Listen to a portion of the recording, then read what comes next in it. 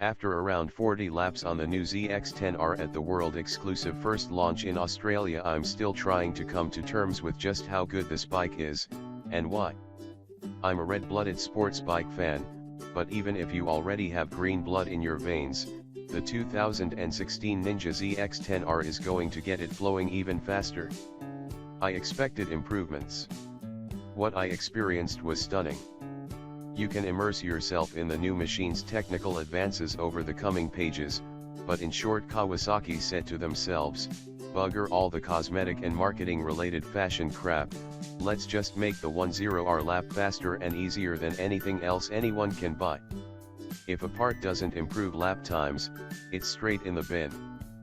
Project leader Yoshimoto Matsuda sums it up after his technical briefing: when you climb a mountain, you don't carry a big bag of nice clothes and fine food. You won't get to the top carrying that rubbish. The enthusiasm on Matsuda-san's face says it all as he explains how hard the Team Green engineers and test riders have worked and, most importantly, how much they have used the invaluable feedback from World Superbike pilots Tom Sykes and Jonathan Aurier, both Kawasaki #1 plate holders this season and last. Despite the denial of appearance counting for anything, as I walk around the bike, I do start to fall for it. Kawasaki have tapped into the feelings of sports bike fans like me. The KRT livery on my test bike looks hot in the flesh, and makes me feel even more like Tom Sykes than my beard, specially grown for today, does. The tail unit looks sharper and that ugly exhaust is gone, replaced with a neat titanium unit.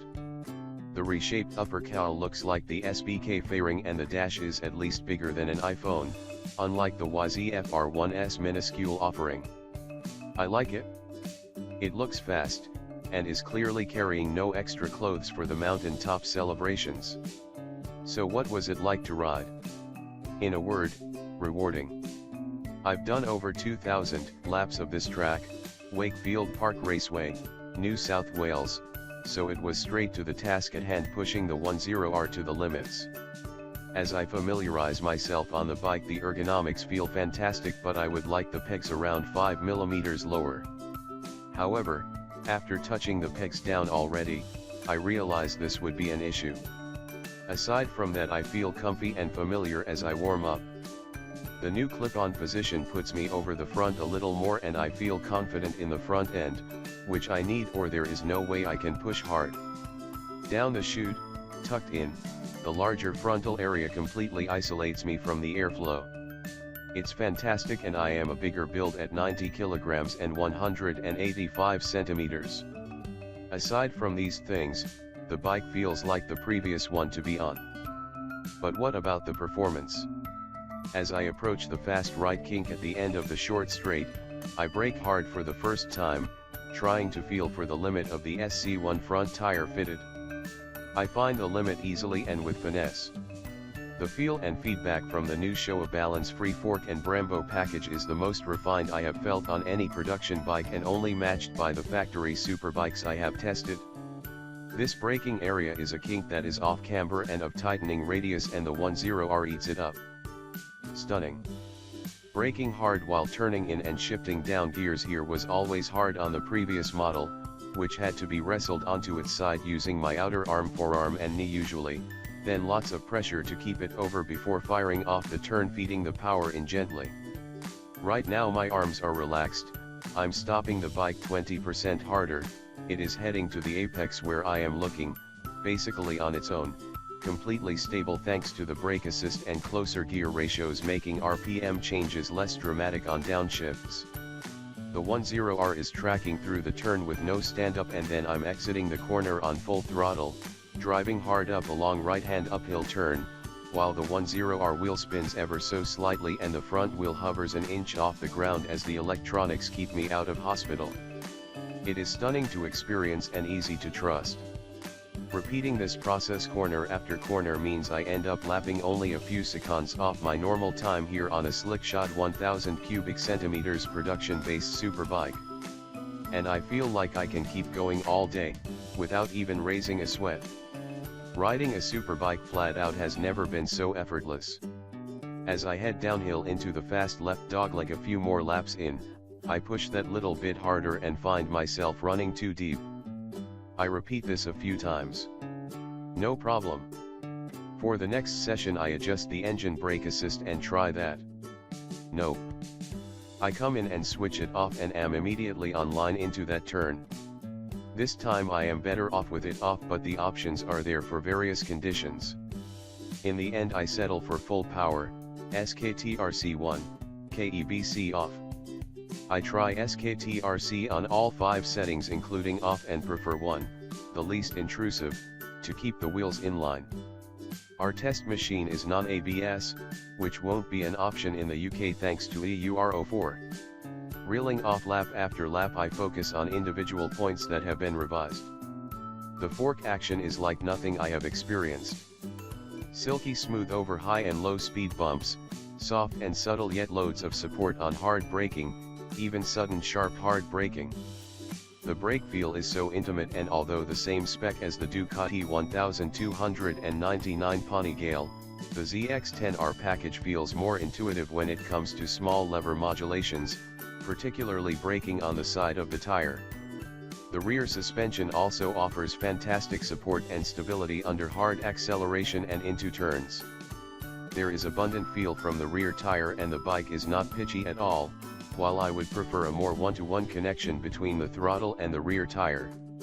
Braking hard into turns I feel I am sitting in the bike, not on top of it, which I like, something I have struggled with on other new models, where I end up with arm pump. The engine is the heart of any motorcycle, and as technology increases, its soul tends to get tuned out in favor of refinement. This is the case with the ZX-10R, too.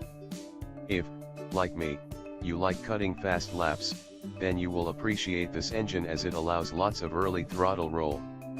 If you like a big stupid grin on your face after a triple clamp pops up and smacks you on the chin when you open the throttle, you will find this engine boring. As previously mentioned, I was exiting turns at 100% throttle Indiana, places I never have on a 1000, and doing it easily. All of the torque and punch are delivered high in the RPM range, purposely, to allow easy fast drive. I felt like I was getting nowhere at times, and it wasn't until I saw my lap times that I knew I was going fast. I chatted to ex-WSBK legend and world endurance champ, Steve Martin, about this at the end of the day, and he agrees, saying, "That's how a well set up factory superbike feels with good electronics. You just feel you are getting nowhere, but you are actually flying. We were going fast today, but it just felt too smooth to be fast." The gearbox ratios are revised, but being a short track, I only just grab 4th gear, so will reserve comment until I ride at a longer, faster track. The quick shifter needs a solid boot but is consistent and reliable, which is handy as I find I need to keep the engine spinning above 9000 RPM to get going. From an engineering point of view, the revised engine character is a huge achievement. I'm treating it like a Super Sport 600 engine, not a 1000, as the power comes in with such grace that there is no need to fear the throttle. I switch the S-Nitrac off to see if the rear Pirelli lights up, but even with ham-fisted throttle inputs, it just drives. In fact, I have to double-check that the S-Nitrac is really off. Top-end power is, as always on a 10R, absolutely stonking, provoking audible laps in a few sections of the lap. But I may be fooled by the fact there are slower turns and the acceleration up top feels extra fast, so I decide to head in and I jump on a Ninja H2 for a few laps to compare these engines, having spent some time on the H2 on the road and deeming it mental. To my surprise, I've got the H2 wide open and wanting more on the straighter sections of track, proving that the 10R is damn fast but does a great job of masking it. The H2 doesn't feel much faster, just more explosive. I have to hand it to Kawasaki. They really have done it, and this is the best ZX-10R yet, and the closest thing to the real WSBK deal. There were some variables in my test to a standard machine. The suspension was set up for the track within the standard parameters, but only a few clicks here and there, albeit with the help of Brian steering. The standard Bridgestone RS10s were replaced with track-oriented Pirelli Super Corsa SC1s, and as you can see in the images, the mirrors were removed due to track regulations. However, these small changes cannot hide bad bones, and I can say with confidence that this is one very special machine.